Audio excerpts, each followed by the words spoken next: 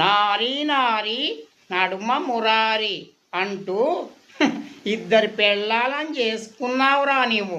కానీ ఈ close friend doctor మాటే వినలేదు.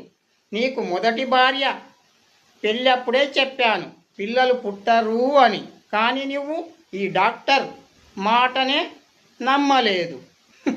ఒరేయ్, నీవు మాత్రం ఆ విభూతి బాబాల మాత్రం చెప్పినట్లే చేస్తావు.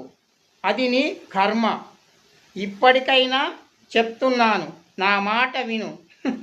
ఇద్దరు పిల్లలను వదిలేసి తిరుపతికి వెళ్ళావనుకో, స్వామి సన్నిధిలో నీ శేష జీవితాన్ని గడిపేయిరా. ఇక నీవు పెళ్ళిళ్ళు 200 చేసుకున్నా వేస్టే. నీ ఫ్యామిలీ డాక్టర్గా చెప్తున్నా, నా మాట వినరా.